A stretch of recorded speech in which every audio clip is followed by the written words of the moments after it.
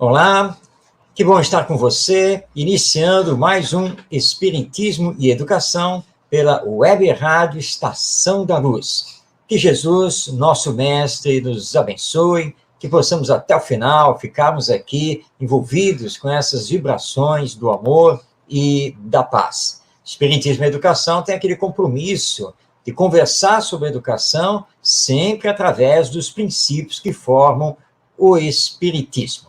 E comigo, dividindo aqui a tela, esse nosso bate-papo sobre educação e espiritismo, está aqui o nosso Ronaldo Gomes, que também vai dar a sua saudação. Muita paz, saúde a todos, gratidão mais uma vez por estarmos aqui.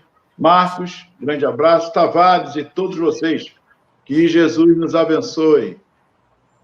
Muito bem, há pedidos, e mesmo porque na semana passada eu e o Ronaldo não conseguimos encerrar toda a abordagem do texto de Pedro de Camargo, Vinícius, que está no livro O Mestre na Educação. Hoje nós voltamos ao tema instrução e educação, mas com novas abordagens. Então, para que você que está nos acompanhando se situe, nós estamos aqui explorando o conteúdo do capítulo 12 do livro O Mestre na Educação, que é uma publicação da Federação Espírita Brasileira, de autoria de Pedro de Camargo, também conhecido como Vinícius. E esse capítulo 12 tem por título Instrução e Educação. Lembrando que você pode enviar aí a sua mensagem. Este programa, excepcionalmente, está indo ao ar gravado. Então, normalmente nós o fazemos ao vivo, mas hoje está indo ao ar gravado, mas como ele está no YouTube, você pode também enviar aí a sua mensagem, que depois nós vamos acessá-la. Muito bem, Ronaldo, nós tivemos um bom bate-papo no último programa, abordando parte aqui do texto do Pedro de Camargo, e hoje, então, a proposta é continuar a ver o pensamento desse nosso educador espírita, e continuarmos, então, a conversar sobre o seu pensamento, as suas ideias, o seu texto. Vou passar para você, para que você inicie, então, o destaque aí do texto do Pedro de Camargo. Perfeito, Marcos. Então, vamos relembrar um pouco, nós comentamos sobre o texto, ele falou sobre os aspectos morais, éticos, e principalmente da justiça divina nesse aspecto, até o exemplo de Jesus. Eu gostaria apenas que você desse mais uma pincelada nesse aspecto do caráter, no sentido da religiosidade, ou seja, do ser e o ter, o crer, perdão, do ser, né, do crer, mas esse crer é muito vago, e no sentido de ser, mas nesse sentido da religiosidade. E ele também fala em outros aspectos, que é a importância não só do intelectualismo, ou seja, desenvolver apenas esse aspecto, tudo bem, se fosse assim, o mundo já teria dado um grande salto. E outro aspecto importante é que o cristianismo, a moral cristã, seja lá como queiram chamar, está ultrapassado. Nós falamos sobre todos esses aspectos. Não, ultrapassado como se nem usamos ainda o aspecto da moral cristã, como queiram chamar. Então, é só para nós termos esses 5 minutos assim, para uma retrospectiva, e aí eu vou dar uma continuidade aqui. Por favor. Tá certo, Ronaldo. Então, vamos situar todos que estão aí nos acompanhando, né? Recordar em breves palavras. Bem, Pedro de Camargo inicia o texto lembrando que nós não podemos confundir a instrução com a educação, porque a instrução ela pertence à educação, mas não é a educação. Há uma grande diferença, porque normalmente, quando falamos em instrução, nós estamos falando em adquirir conhecimentos. E lembrando que hoje, através da internet, isso está muito fácil. Então, adquirir conhecimentos. Mas Pedro de Camargo nos lembra que, se tivermos só a mente ilustrada, provavelmente teremos problemas, porque a educação abrange também a formação moral desse ser, ou como queiram, a formação ética, formação em virtudes, enfim. Então, isso é educação. Então, educação abrange a aquisição de conhecimentos, mais a formação moral. Se você fica só na aquisição de conhecimentos, você tem apenas instrução. Então, essa foi a primeira colocação aqui que nós conversamos no programa passado. Depois, nós vimos que o Pedro de Camargo dá uma grande importância à união da razão com o coração, que é a questão, então, de trabalharmos o desenvolvimento dos sentimentos. Porque muitas pessoas têm uma formação acadêmica exemplar, por exemplo, mas não têm o chamado coração, ou seja, não têm sentimento, são indiferentes para com os outros. Então, o Pedro Camargo nos diz aqui que é preciso unir as duas coisas. Você ter o pensamento racional, mas unido ao sentimento para não ser insensível, não ser indiferente ao outro, tanto na alegria quanto na tristeza. Bom, depois ele entra nessa questão da integridade do caráter, porque se você não tiver um caráter íntegro, ou seja, se você não for uma pessoa honesta, ética, solidária, fraterna, que pensa nos outros e nas consequências do que você está fazendo, provavelmente, apesar de você ser uma pessoa muito instruída, de muitos conhecimentos, você vai acabar promovendo o mal. Então, eles nos chamam a atenção em relação a isso, que é a formação do caráter, que é tese da doutrina espírita. Nós destacamos, então, depois, a questão aqui da religião e da religiosidade, a diferença que existe entre essas duas, porque o próprio Pedro Camargo diz aqui no texto, religiões, bom, existem muitas, cristãs e não cristãs, mas a questão não está nisso. E aí eu vou usar aqui um conceito que, na verdade, está lá no livro O Céu e o Inferno, numa mensagem dos espíritos felizes, na segunda parte do livro O Céu e o Inferno, de Allan Kardec, quando o espírito Jean Reynaud, ele diz assim, olha, professar uma doutrina é uma coisa, praticar essa doutrina é outra.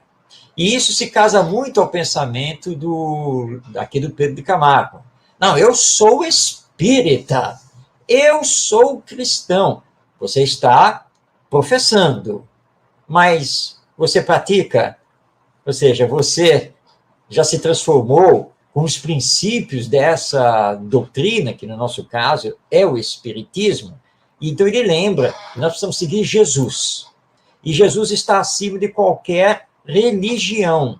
Nós precisamos entrar para o campo da religiosidade, ou seja, da fé mais plena, da nossa espiritualidade, e que isso precisa ser trabalhado pela educação. E aí ele usa um termo que nós destacamos no programa passado, que é consciência religiosa. Quando ele diz aqui, vou ler aqui textualmente o nosso Pedro de Camargo, quando ele diz aqui, a consciência religiosa importa em um modo de ser, e não em um modo de crer. Porque aquela questão, não adianta você bater no peito e dizer que acredita nisso ou naquilo, que você é adepto desta ou daquela religião, se você se mantém egoísta, orgulhoso e indiferente. E aí, né, Ronaldo, nós estamos vendo que tudo isso tem a ver com a educação, não apenas na família, mas também na escola. Acho que foi por aí, não é, Ronaldo? Perfeitamente. Gostei quando você falou já da família, que nós vamos abordar isso. Mas vamos lá. Eu gostaria agora de entrar no aspecto, porque aí ele dá essa continuidade aqui nos parágrafos, aí ele vai assim, logo depois que ele fala do fracasso das ligas das nações, aquela coisa belíssima que ele fala, que o Vieira coloca também. Isso. Aí ele diz aqui, bem lá no outro parágrafo, que em todas as ciências é certo que há muitos erros. Olha que bacana. Ok. Aí ele vai continuando e tal, dos quais nasce a diferença de opiniões, sem nenhum problema. Em todas as ciências, há muitas ignorâncias. Aí ele continua, eu estou dando esse stop que eu vou sintetizando. Pois se veio a sabedoria divina ao mundo, por que não alumiou, então, Marcos, esses erros? Por que não deu logo um pontapé em relação a esse aspecto? Porque Cristo veio justamente na sua humildade, trazer outros aspectos, aliás, um outro aspecto, perdão, que é justamente o amor. Por quê? Por que será, Marcos? Pois bem, O nosso padre Vieira, porque, na verdade, esse aqui é o texto, já é transcrito pelo Pedro de Camargo, do padre Vieira, famosíssimo, né, padre católico com seus sermões, né, que ficaram muito famosos. Ele tem razão em dizer que as ciências cometem erros. As ciências têm seus equívocos, e, inclusive, as ciências pedagógicas. Por quê? Porque todas elas são ciências desenvolvidas por nós, seres humanos. E nós somos imperfeitos. Ora, se eu, né, que sou, vou colocar aqui entre aspas, o criador aqui dessa ciência, e eu sou imperfeito, é óbvio que a ciência terá também as suas imperfeições, porque eu mesmo, como cientista, sou imperfeito. É por isso que o nosso Herculano Pires, esse grande filósofo e educador espírita, dizia que quando se trata de discutir a pedagogia espírita, nós vamos ter várias. Mas por que vamos ter várias? Porque nós somos individualidades pensantes, mas cada um pensa do seu jeito. Cada um tem as suas experiências. E, obviamente, que cada um vai pegar um caminho. Claro, eu posso me basear neste e naquele outro, mas não quer dizer que vou repetir o que eles pensavam ou pensam e fizeram ou fazem. Porque eu terei a minha visão própria e vou elaborar coisas próprias. A base é a mesma, mas o caminho que cada um pega acaba sendo diferente. E aí entra o que você bem colocou, citando Jesus, que é a necessidade da humildade, de sermos humildes nesse campo para reconhecer que, vez ou outra, tá? E muitas vezes, na verdade, nós nos equivocamos, nós erramos, né? E às vezes você tem que ver lá a pesquisa do outro, a ideia do outro e dizer para si mesmo, meu pensamento está errado, não é exatamente isso. Então, está faltando isso na educação, a humildade de entender que está na hora de mudar. Então, é isso que ele coloca aqui, e Jesus veio nos trazer isso. Não amai-vos uns aos outros, meus discípulos serão reconhecidos por muitos se amarem. Ele já estava nos conclamando a isso. União e humildade. Precisamos aprender a trabalhar em conjunto.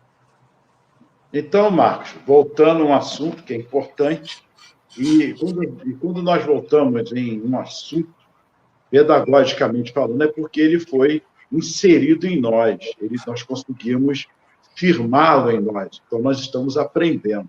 Então, vamos voltar ao assunto de que não está, então, ultrapassado o cristianismo, a moral do Cristo, como muito se prega por aí. E por que não está ultrapassado, Marcos? Pois é, bem abordado. E você tem razão, Ronaldo. Tem muitas pessoas que acham que está ultrapassado. Totalmente, né? Eu recordo aqui até um rapaz, um jovem, era um adolescente, né? Nós estávamos conversando justamente sobre Jesus, e ao situar a época de Jesus e coisa e tal, ele lá raciocinou, puxa, então, tem mais de 2.000 anos isso? De fato, tem mais de 2.000 anos, já que a nossa contagem no mundo ocidental cristão, né, passa a ser a partir, então, do nascimento de Jesus. Aí ele veio justamente com esse raciocínio. Mas isso daí é muito velho, né? Isso aí é muito antigo.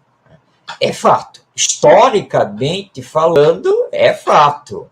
Mas os ensinos de Jesus são universais e são atemporais, ou seja, eles são para todos os tempos, mesmo as parábolas, porque basta você contextualizá-las para hoje e tirar delas justamente os ensinos morais. Então, Jesus não está ultrapassado. Jesus não é cheiro de bolor dentro da escola, não. E Jesus não é exclusividade das religiões cristãs, que isso fique bem claro. Para que eu trabalhe Jesus e os ensinos morais na escola, a minha escola não precisa se tornar confessional. Uma coisa não tem nada a ver com a outra. No meu livro, Jesus, o maior educador da humanidade, eu utilizo diversos pesquisadores em educação não religiosos e que consideram Jesus como o grande educador da humanidade, e onde nós conseguimos destacar, então, a sua didática, os seus princípios educacionais, sua metodologia.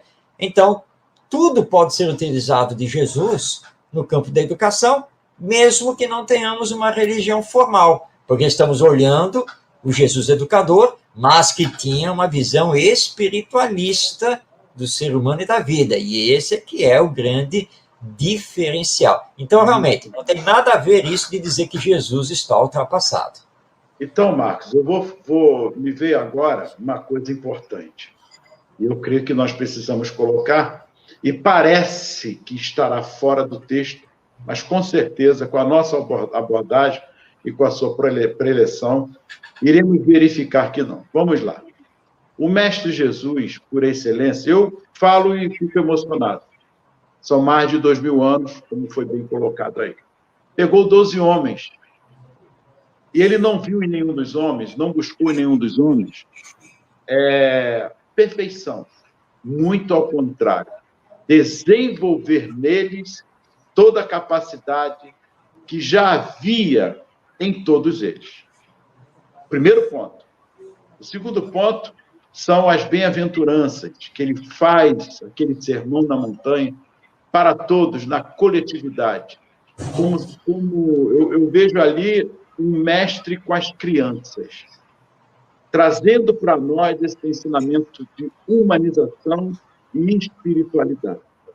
Trazendo ali para nós, justamente, que importa, sim, o desenvolvimento intelectual, e cada um ali estava representando, não só com os 12, mas toda aquela população que estava no sermão, cada um dentro das suas especificidades e aspectos culturais e de inteligência, cada um no seu desenvolvimento.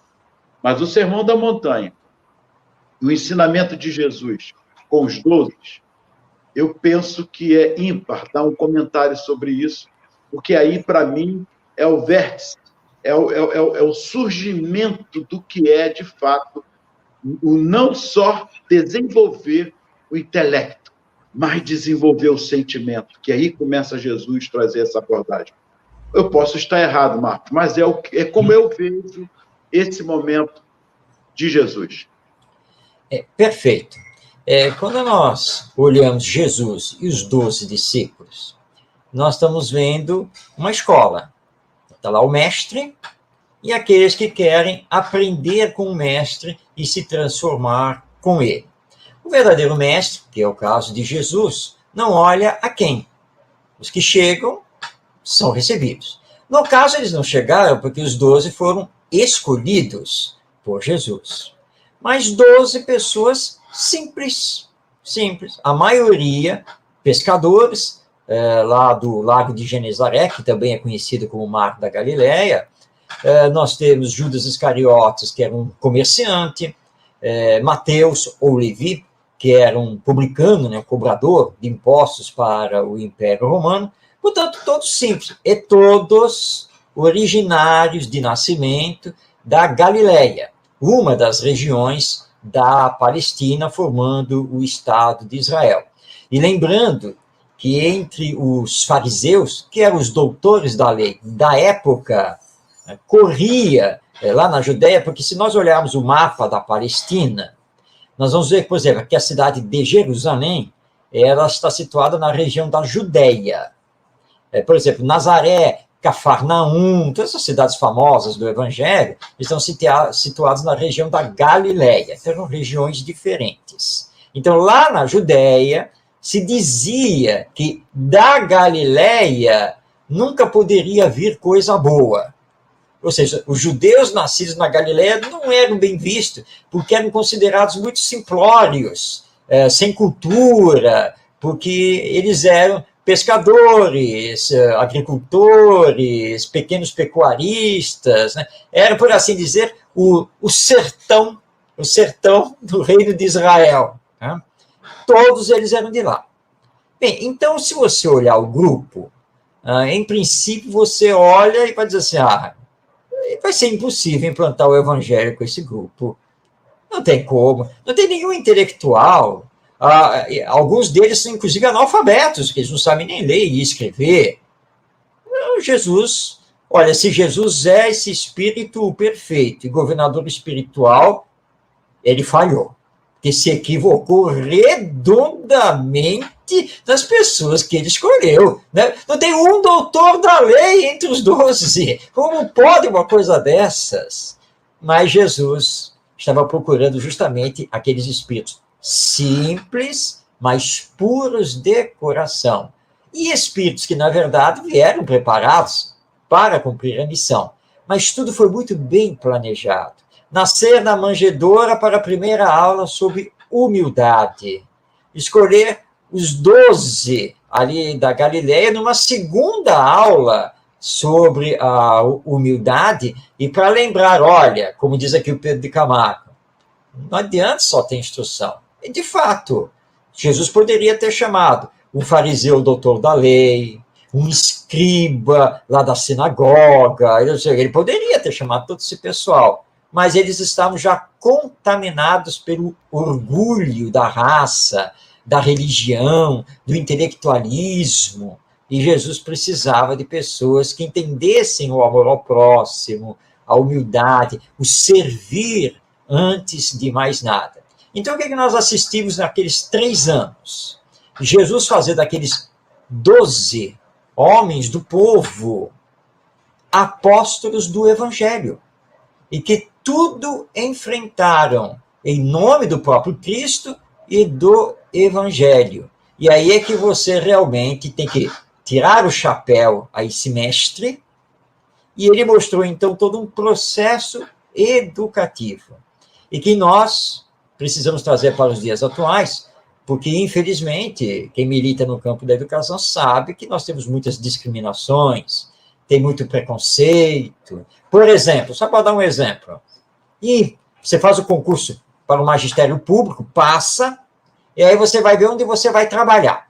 Aí, na cidade grande, como é o nosso caso aqui no Rio de Janeiro, você pega e quando olha assim, cara, olha só, estão me mandando lá para a escola municipal X, que fica junto de uma comunidade lá no bairro tal. Meu Deus do céu, estou perdido. O que eu vou fazer lá? Eu vou perder meu tempo. Porque essa criançada que vem dessas comunidades carentes, violentas, com tráfico de droga, etc., tá mal. E aí você já vai com esse preconceito, com essa discriminação. Você já vai para a escola já achando que todo esforço que você fizer vai redundar em absolutamente nada. Ou seja, você vai para a escola já sem acreditar nos alunos, sem acreditar naquelas crianças, só porque elas são de uma comunidade carente, são de uma favela. Nada mais do que isso. Mas são espíritos reencarnados. Você sabe que espírito é aquele que está na sua frente? Como está lá no Livro dos Espíritos, ele pode até ser superior a você, tá bom? Até intelectualmente e moralmente. E Jesus mostrou isso. Não olhem para esses 12 aqui apenas pelos farrapos que eles usam, não. Porque eles só sabem jogar a rede, pegar e vender peixe. Não. São 12 espíritos valorosos e que vão mostrar o seu valor lá na frente. Então, Marcos, vamos a um aspecto aí importantíssimo. Eu quero dizer o seguinte: então, Jesus veio desenvolver em nós o sentido das virtudes, do sentimento, das nossas habilidades, do amor que está em nós, somos co-criadores, criação divina, que é amor, o sentido moral e ético. Podemos finalizar assim, justamente esse aspecto, porque a parte intelectual, o ser humano vai desenvolvendo porque é muito mais rápido. Ele acaba se descobrindo e descobrindo por si mesmo nas pesquisas, que agora nós temos a ciência. Só que você deixou isso bem claro. A soberba e a prepotência invadem os nossos corações, a nossa alma, porque eu me acho. E esse se achar é justamente a falta de tudo isso, dessa formação do caráter, dessa coisa do sentimento, da sensibilidade, do despertar e do conscientizar. Podemos finalizar assim? Dar só uma visão sobre esse aspecto que Jesus veio trazer? Com certeza, é exatamente isso. Se intelectualismo resolvesse, nós já estaríamos resolvidos há muito tempo e não teríamos mais miséria, violência e etc. E todos nós conhecemos, né? Então, nós temos que lembrar sempre isso. Formação moral é que deve, na verdade, orientar o processo educativo desse espírito reencarnado. E a formação moral realmente é tudo, né? Porque se nós não tivermos essa formação moral, nós vamos rapidamente cair na desonestidade, na corrupção, na indiferença, enfim, né? Nós já estamos cansados de conhecer e precisamos mudar esse quadro, e o quadro justamente é esse caminho com Jesus. Agora nós temos aí 30 minutos finais para podermos, como sempre falamos, não há uma receita de bolo. Sim. Mas os caminhos estão aí traçados. Então, vamos lá. Aí ele continua aqui. É de semelhante espécie de ensino que precisam os homens de nossos dias despertar de fato para esse aspecto. Poderia ser uma disciplina chamada cidadania ética e moral, uma disciplina chamada, ou matéria, como queiram chamar, né? Disciplina, inserida nas escolas, e esse trabalho com os nossos alunos, com os nossos educandos, seja no ensino básico ou superior, e ele continua aqui, porque os pais geralmente estão só preocupados com a carreira dos filhos. E aí acaba, Marcos, vamos dizer assim, eu não quero botar culpa, porque não se trata de uma culpa, porque é salutar, é natural, nós somos pais, você vê teus filhos formados, eu vejo meus filhos formados, netos, normal. Mas não tão somente esse aspecto da carreira dos filhos. Porque que aspectos da cognição ligado ao afetivo, do aspecto da empatia, foi, de fato, na família e na escola, dado esse desenvolvimento? Aonde nós podemos inserir, em qual momento? Um dos momentos é na família. Com certeza, a educação se principia na família. Isso não podemos negar. Afinal de contas, os pais, ou quem educa, tem toda essa responsabilidade, porque é ali que se principia o nascimento, antes mesmo do nascimento, essa oportunidade de desenvolver o carinho, o sentimento, o amor, toda a proteção com a mãe, enfim, com esse ser que está chegando, que nós já comentamos muito aqui. Então, é na família que se principia. Mas a escola também, há os exemplos dos educadores que estão ali, dos professores, desde a direção, desde o porteiro, os serventes, os auxiliares que estão ali, com as suas condutas. Não é de perfeição, mas de moral, da regra de bem proceder uns com os outros, reconhecer os erros, o bom dia, saber que perdeu um dinheiro ali, está dentro da escola, vou devolver, não é meu. Estou dando um exemplo de vários ali. Não bater a porta, não ficar com atitudes que incondiz com atitudes de seres humanos de fato, com os valores humanos, morais e éticos. Olha que eu estou fazendo uma visão geral. Então, onde ele diz aqui,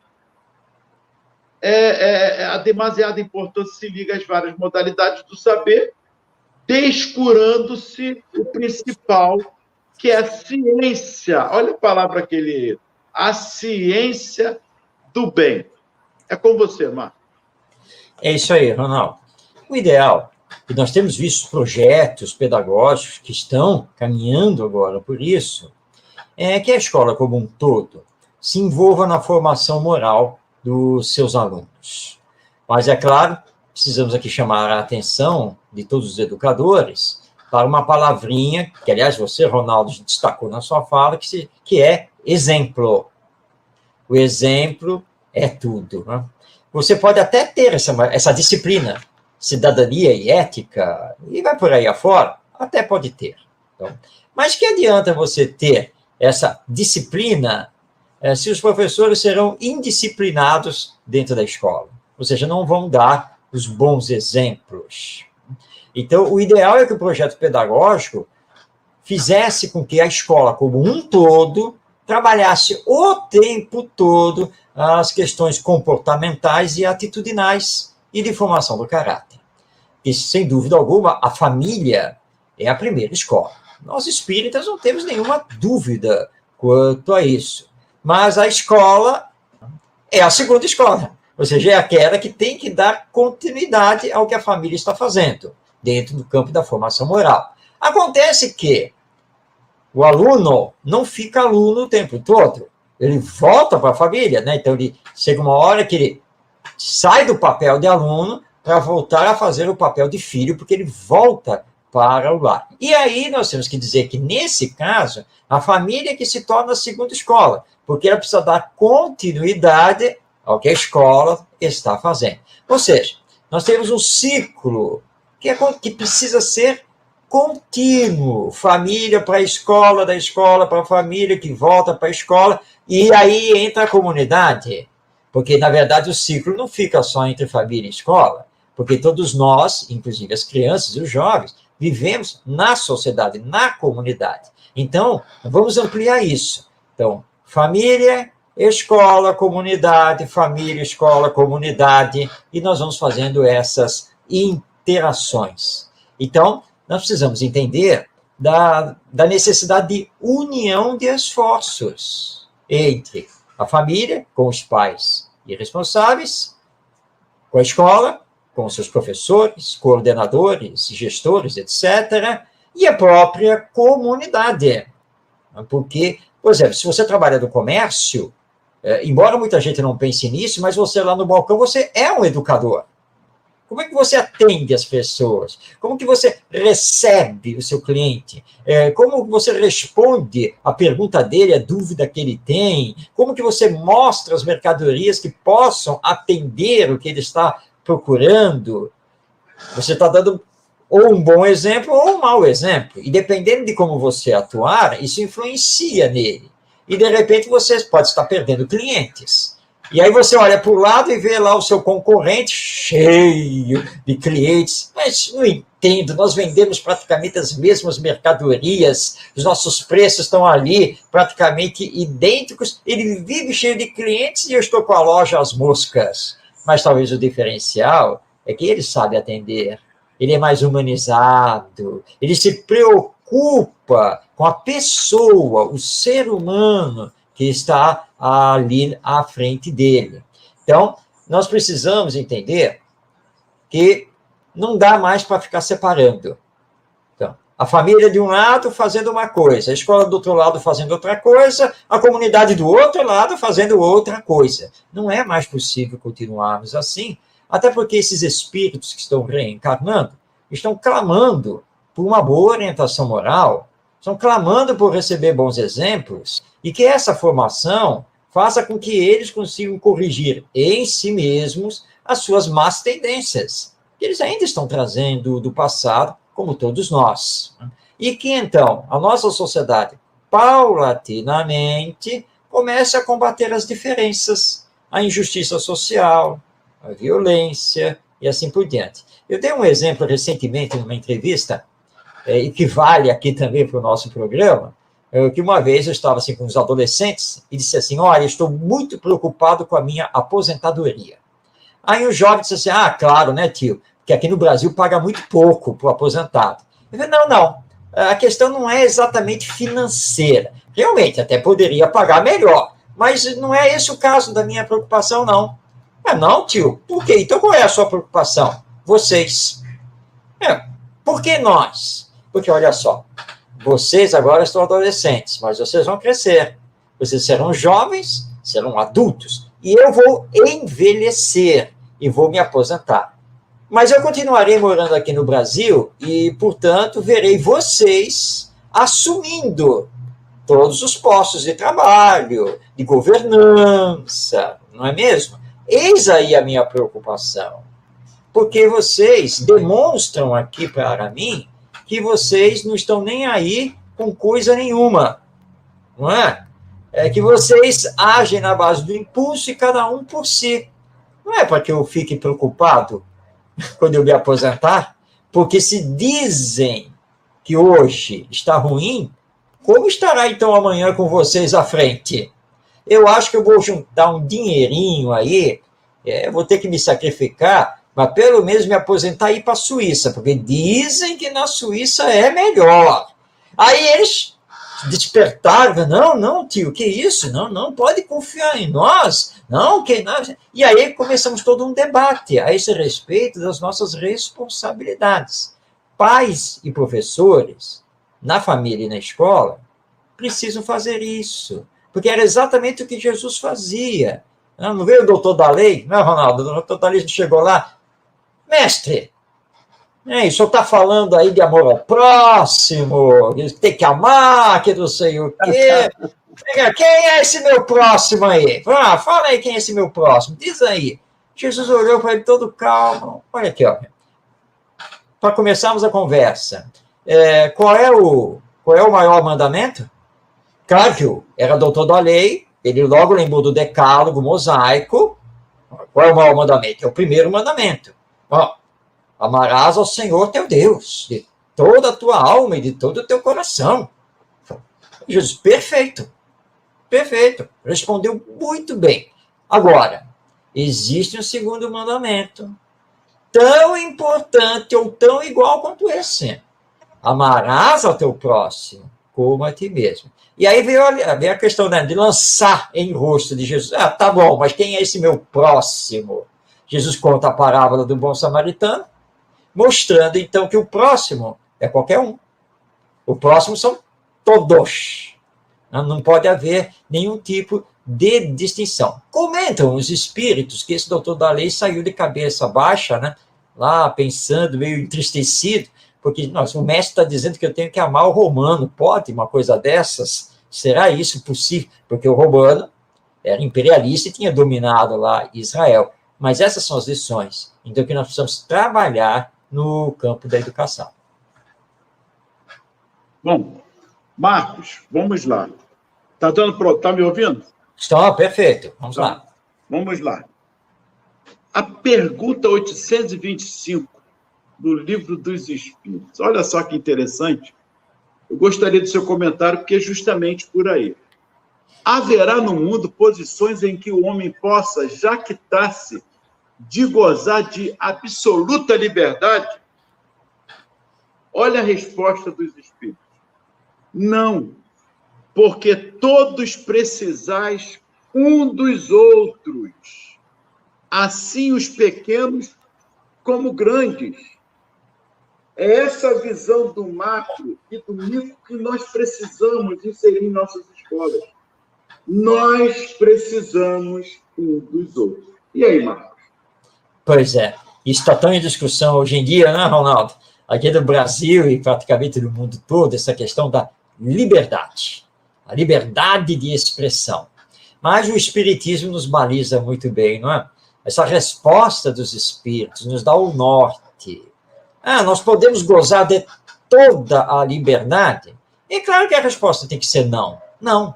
Porque se todo mundo quiser gozar plenamente da sua liberdade, a sociedade humana será um caos.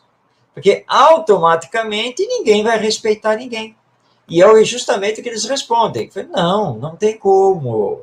Então, ninguém pode exercer liberdade plena e irrestrita de falar o que bem quiser, de fazer o que bem quiser. Não, porque somos dependentes uns dos outros. Nós somos irmãos.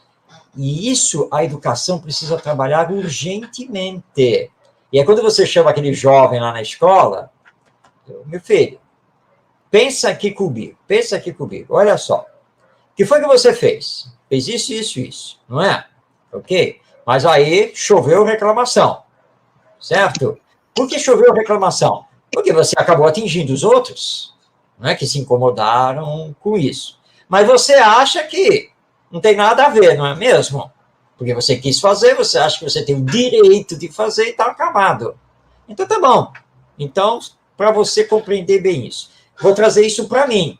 Porque se você tem o direito de fazer o que bem entende, porque é a sua liberdade, eu também tenho que ter esse mesmo direito, não é mesmo? Direitos precisam ser iguais. Né? Não pode ter discriminação aqui, ok? Então, eu vou fazer o seguinte, já que o caso chegou na minha mão e eu tenho todo o direito de liberdade plena. Eu vou te dar uns sopapos, colocar você a pontapés para fora da escola, tá? E se o seu pai vier aqui reclamar, eu trago já logo o delegado de polícia aqui para resolver logo essa questão, ok? Já vou começar a fazer isso. É claro que ele vai, o senhor não pode fazer isso. Ué, não posso porque não posso. Não, tem lei. Pode sair assim me batendo, ameaçando meu pai. Tem lei? Eu não posso. Aí é você que vai chamar a polícia. Você vai me denunciar no Conselho Tutelar, sim, na Secretaria de Educação. Interessante, né? Tudo isso vale para mim, mas não vale também para você, não? Ou você pode continuar a pensar o que bem entende, falar o que bem entende e fazer o que bem entende. Entendeu? Nós vivemos em conjunto, em comunhão aqui. Então não dá. Você já imaginou se nessa escola toda, que tem 500 alunos, se todo mundo, assim que chega aqui, resolvesse fazer o que bem entende em nome da sua liberdade? A escola ia acabar rapidinho. Perfeito. Então é por aí. Então, isso é educacional, né, Ronaldo? Pois é. Agora eu gostaria de colocar o seguinte, já aproveitando esse gancho. Então, os pais, ele diz aqui, os pais geralmente se preocupam, como nós estamos falando, com a carreira dos filhos. Mas aí ele diz, antes de tudo e acima de tudo, os pais devem curar, olha a palavra que ele usa, curar da educação moral dos filhos, relegando as inclinações e vocações de cada um à escolha da profissão. E aí? Porque aí sim, porque primeiro esse aspecto moral do desenvolvimento, que aliás os pais fazem. O problema é dar continuidade, criar hábitos para isso, ou não? Sem dúvida. Aí você tocou agora num ponto importantíssimo, continuidade dos esforços educacionais, seja na família, seja na escola. Eu troquei mensagens esta semana com uma secretária de educação de um município do interior do estado de São Paulo, que ela estava estudando o projeto Escola do Sentimento, desenvolvido pelo IBEM Educa, a organização educacional na qual nós desenvolvemos nossas atividades, e ela disse assim para mim, vejo aqui na bibliografia que vocês citam, né, vocês usam o professor Celso Antunes. Nós já trabalhamos aqui na Secretaria a Pedagogia do Afeto, porque o Celso Antunes é um educador brasileiro, muito ligado a essa questão da pedagogia do afeto. E aí eu, aqui, sentado aqui, ai meu Deus do céu, tô com a resposta na ponta da língua, mas eu vou me segurar aqui, porque eu ia falar para ela, e por que abandonaram? Pedagogia do afeto, por que foi abandonado? Porque não foi dado continuidade. Então, os pais não podem jamais abandonar os seus filhos, e sempre realizar todos os esforços, como diz aqui o Pedro de Camargo, essencialmente para a formação moral deles. Todos os espíritos, sem exceção, trazem tendências do caráter, trazem ideias inatas, e essas tendências de caráter nem sempre são as melhores. Então, como diz Allan Kardec, precisamos, na educação, corrigir as más tendências que o espírito ainda possua. Isso é educação moral. E educação moral é justamente a tese pedagógica do espiritismo, desenvolver essa educação que começa na família. Seu áudio, Ronaldo. A escola bem servir com os hábitos. Exatamente. E Kardec fala isso, né? Educação é o conjunto dos hábitos adquiridos. Tá? Então, você, através dos seus exemplos, dos seus ensinos, você vai fazer com que os seus filhos comecem a criar bons hábitos, dos mais simples até os mais complexos, mas é preciso fazer isso, porque senão que adulto ele vai ser depois? Não é? Por exemplo, ele aprende, né? Ele vai vivendo sem obedecer horários. Mas e depois que ele tem que começar a sua profissão, tem horário de entrada, horário de saída, tem tempo certo para entregar um projeto, trabalhando em grupo, etc. Como é que ele vai fazer se ele é completamente indisciplinado? Aliás, é interessante, Ronaldo, porque outro dia foi muito interessante mesmo. É uma amiga, mãe, né? Mas os filhos já são todos adultos, estão casados e tal. E ela estava aqui conversando e disse assim, tá vendo aí, ó? Ele me disse que ia passar aqui às X horas. Não adianta. Não tem jeito. Mas sempre se atrasa. Nunca tem hora. Ele fala que vai passar aqui às 4 da tarde, vai chegar aqui 6, se não chegar aqui 7 da noite. Que onde já se viu que isso, que aquilo. Então é ela, a mãe, reclamando. Tá? Depois eu conversando com a minha esposa, eu falei assim, pois é, você viu a reclamação dela, né? Mas ela esqueceu de pensar uma coisa. Né? Por quê? Que eles nunca conseguem obedecer o horário, porque eles nunca têm horário para nada. De onde? Qual é a origem disso? Ela. Porque ela é a primeira a nunca cumprir os horários que marca com você quando vamos fazer alguma coisa juntos. Ou seja, ela nunca teve disciplina, passou isso para os filhos, que obviamente são indisciplinados também, só que ela não se olha.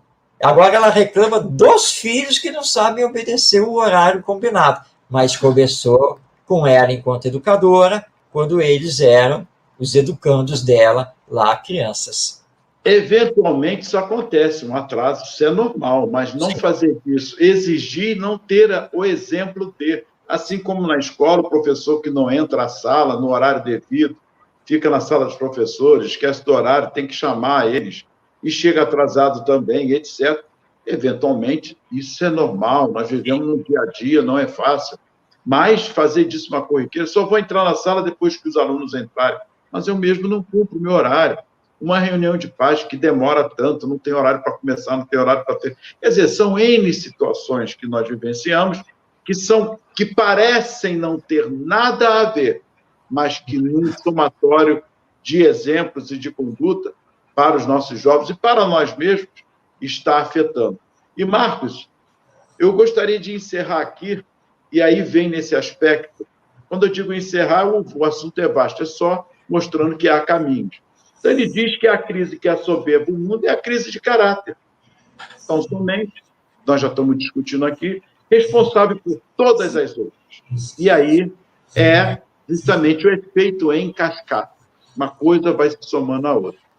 E o momento reclama a ação de homens honestos, escrupulosos, possuídos de espírito de justiça e compenetrados das suas responsabilidades. E essas responsabilidades se somam na ação e reação. Para cada ação que eu cometa, uma atitude minha, eu tenho uma ação contrária, que são as consequências, e essas consequências estão ligadas às minhas responsabilidades. Que isso tem que estar ligado à educação moral, na escola, na família e na comunidade. Esse aspecto da ação e reação. E ele termina, Marcos, belíssimo aqui. Temos vivido sob o despotismo da inteligência. Então, somente faltando o despertamento, a conscientização e uma coisa mais importante, a sensibilidade, desenvolver essa sensibilidade. Cumpre sacudir-lhes o jugo fascinador, proclamando o reino do caráter. Olha que bacana, o reinado do caráter, o império da consciência. Eu vou repetir, vai. Proclamando o reinado do caráter. De fato, a coisa nessa formação humana, espiritualizante. O império da consciência, da moral e, fechando com uma belíssima palavra, dos sentimentos. Está aí. É isso. Será que precisamos mais alguma coisa, Marcos? O que está, então, faltando para a nossa sociedade? De fato, dar ênfase e começarmos a trabalhar isso com a família e com as instituições educacionais. Bem, Ronaldo, o fechamento do texto do Pedro de Camargo realmente é belíssimo, porque aí ele destaca essa questão que está nos faltando, que é justamente, né, o caráter. De nós realmente nos entendermos enquanto seres humanos, espíritos imortais, irmãos que somos, porque todos nós, homens e mulheres, somos filhos de Deus, e que há necessidade dessa união. Allan Kardec, através dos ensinos dos espíritos superiores, ele nos diz que o espiritismo veio combater na raiz o grande mal da humanidade, que é o materialismo, que o nosso Pedro de Camargo chamou aqui de intelectualismo. Quando você não enxerga mais nada, você não vê mais nada na sua frente a não ser o seu saber, e que o seu saber é que tem poder, o seu saber é que o coloca acima de todos os outros e de todas as coisas. Mas o saber, hoje você conquista o saber até pela internet. Aliás, bastante pela internet. Quantas vezes eu já não me socorri do Google e do YouTube para ver como é que era, para entender determinada coisa, porque sempre tem alguém explicando. Sempre você vai encontrar ali e vai mergulhar em sites, blogs e vídeos muito bons, né, de pessoas realmente explicando aquilo, e você está tendo aprendizado, portanto, você está acumulando mais um conhecimento, mais um saber. Mas se falta a humildade, se você se deixa levar pela arrogância, se falta a sensibilidade, esse reinado do saber, do intelectualismo, só vai fazer o mal. Porque você não vai pensar nos outros. Você vai pensar em você, antes de mais nada. Vale a pena aqui, Ronaldo, trazer de novo a história para nós, que é a história do professor e o barqueiro. O professor estava viajando, e era um professor universitário, doutor, top, né, disso e daquilo. Aí ele vai lá, tinha que atravessar o rio. Tá? E a única pessoa disponível para fazer a travessia para ele era lá um barqueiro, bem simples, né, com uma canoa. Aí o barqueiro, não tem problema, custa tanto. Ele falou, eu pago. Aí o professor entrou lá na canoa, e lá foi o barqueiro remando. O professor olhou, né, com desdenho, lá para o barqueiro, viu que ele bem pobrezinho, né? Aí começou a jogar perguntas para ele. Vem cá, o senhor sabe o que é um átomo? Ah, não sei não, senhor, já ouvi falar, mas não sei explicar, não. E o senhor conhece não sei o quê? O senhor sabe como funciona não sei o que lá? Não sei o quê, né? E no fundo, o professor só mostrando, eu sei, tá vendo? Eu sei, olha aí, tá vendo? Por isso eu sou professor e por isso eu sou barqueiro, tá vendo? Problema do conhecimento. Aí o barqueiro, lá no meio do rio, as águas se movimentando, começando a ventar, o tempo começou a fechar, olhou lá para o professor e disse, doutor, o senhor sabe nadar? Aí o mestre doutor ali disse, não sei nadar, não.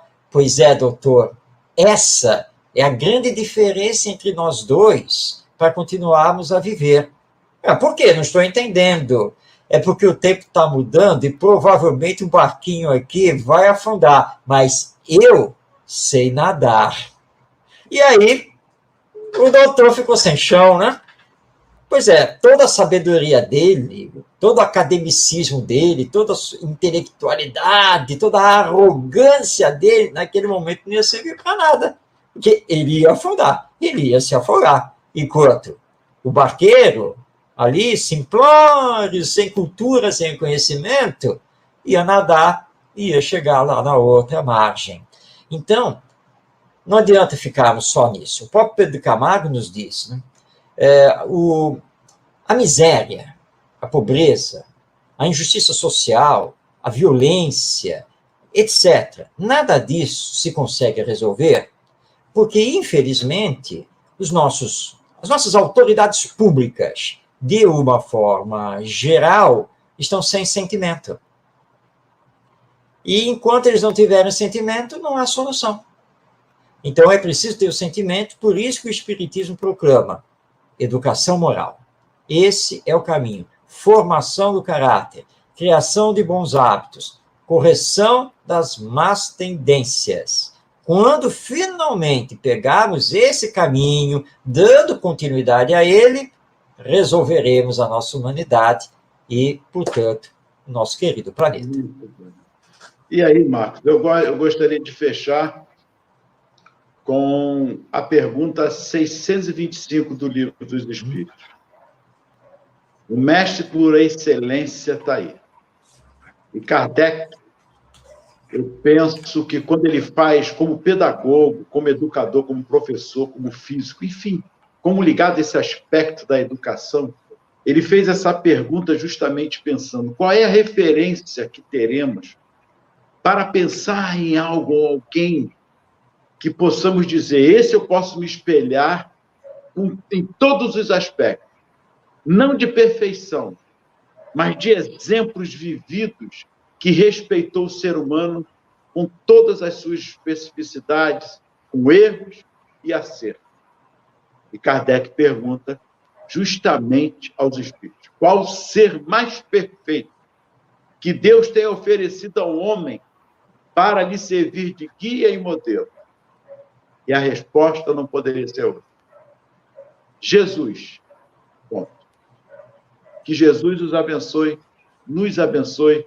Gratidão, Marcos, gratidão, Tavares, e a todos que estão aí participando conosco. Chegamos, então, ao final do nosso Espiritismo e Educação. Convidando a você para estar junto conosco toda segunda-feira, 8h30 da noite, em transmissão da Web Rádio Estação da Luz, pelo Facebook e pelo YouTube. Hoje o nosso programa foi a hora aqui gravado, não pudemos fazer a interação direta com você, mas se Deus quiser, vamos voltar ao vivo com a nossa interação. Que Jesus nos abençoe, paz em todos os corações e até nosso próximo encontro.